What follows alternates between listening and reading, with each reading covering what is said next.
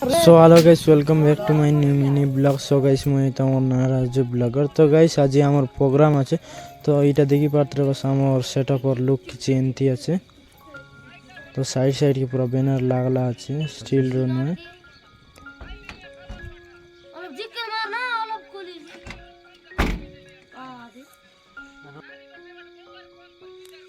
আর এটা দেখি পাত্রে বস আমার বাজে লোকেশনে হাজির।